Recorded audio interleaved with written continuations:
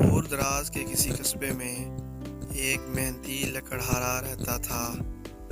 وہ دن بھر قریبی جنگل میں لکڑیاں کاٹتا اور شام ہوتے ہی وہ لکڑیاں قصبے کے بازار میں بیچ آتا۔ ان لکڑیوں کے بدلے اسے جتنے پیسے ملتے وہ بہت زیادہ تو نہ ہوتے، مگر سادہ مزاج لکڑہارے اور اس کی بیوی کی گزر بسر کے لیے کافی تھے۔ لکڑہارے کے ہاں کوئی اولاد نہیں تھی۔ گھر کا سونا پن دور کرنے اور اپنی بیوی کا دل بہلانے کے لیے اس نے ایک طوطا پال رکھا تھا۔ طوطے کی ٹیں ٹیں اور بول چال چھوٹے سے گھر میں رونق لگائے رکھتی تھی۔ اس طوطے کی ایک خاص بات یہ تھی کہ اس کے پروں میں 2 چمکتے ہوئے سنہرے پر بھی تھے۔ ان پروں کی چمک اتنی تھی کہ وہ سونے کے معلوم ہوتے تھے۔ سارے قصبے میں لکڑہارے کے اس طوطے کی دھوم تھی۔ بہت سے لوگوں نے لکڑہارے اور اس کی بیوی سے اس طوطے کو منہ مانگے داموں میں خریدنے کی خواہش کی، مگر دونوں میاں بیوی اس طوطے کو اپنی اولاد کی طرح پیار کرتے تھے، اس لیے انہوں نے طوطے کو فروخت کرنے سے صاف انکار کر دیا۔ اس قصبے میں ریمو نام کا ایک لڑکا بھی رہتا تھا، جو قصبے کے واحد حلوائی کا اکلوتا مگر نکما بیٹا تھا۔ حلوائی کی شدید خواہش تھی کہ ریمو کاروبار میں اس کا ہاتھ بٹائے، مگر ریمو کا کام سارا دن قصبے کی گلیوں میں خام خواہ پھرنا تھا۔ اس نے جانے کہاں سے سن لیا کہ لکڑہارے کا طوطا کوئی عام طوطا نہیں ہے، بلکہ یہ ایک جادوئی طوطا ہے۔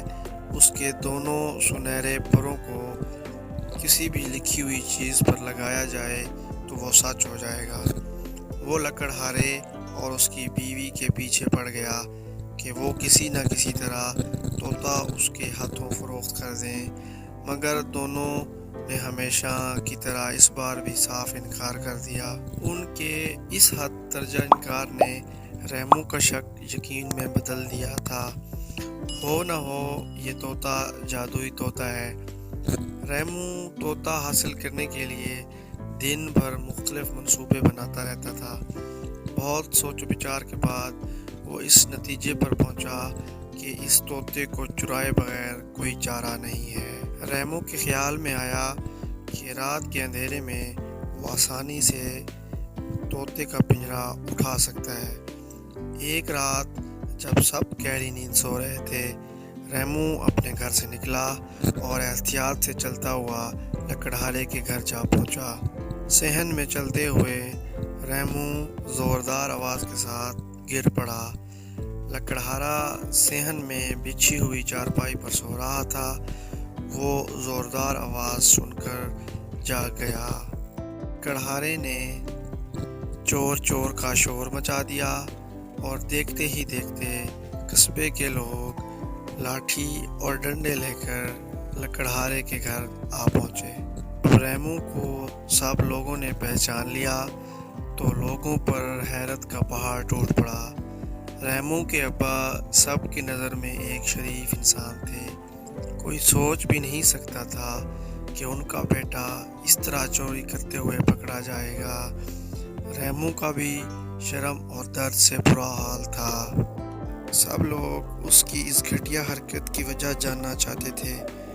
پہلے تو ندامت کے مارے ریمو کی آواز نہ نکلی، مگر لوگوں کا دباؤ بڑھا تو ناچار ریمو نے اپنا منہ کھولا اور بتایا کہ میں نے طوطا اس لیے چرانا چاہا کیونکہ اگر اس طوطے کے پر کاٹ کر کاغذ پر بنائی کسی بھی چیز پر لگائے جائیں تو وہ چیز اصل ہو جاتی ہے۔ سب لوگ ریمو کی بات سن کر حیران ہوئے اور لکڑہارے کو اس بات کو آزمانے کا مشورہ دینے لگے، لیکن لکڑہارا اس بات کا سخت مخالف تھا کیونکہ اس سے اس کے طوطے کو بہت تکلیف پہنچتی۔ مگر جب لوگوں کا اصرار بڑھا تو طوطے کے پر کاٹ کر ریمو کے حوالے کیے گئے۔ اس نے ایک کاغذ پر پرندہ بنایا اور اس پر طوطے کے پر لگائے، لیکن اس پرندے میں جان نہ آئی۔ ریمو کی پشیمانی اور بھی بڑھ گئی۔ وہ پھوٹ پھوٹ کر روتے ہوئے لکڑہارے کے قدموں میں گر پڑا اور معافی مانگنے لگا۔ لکڑہارے نے اسے اٹھایا اور اس سے کہا، اے میرے بیٹا، میری ایک بات ہمیشہ یاد رکھنا، اصل جادو انسان کے اندر ہوتا ہے اور وہ ہے محنت کا جادو۔ اپنے بازوؤں پر حاصل کی گئی دولت چاہے جتنی بھی کم ہو، مگر اس میں برکت اور سکون دنیا کے کسی خزانے سے زیادہ ہوتا ہے۔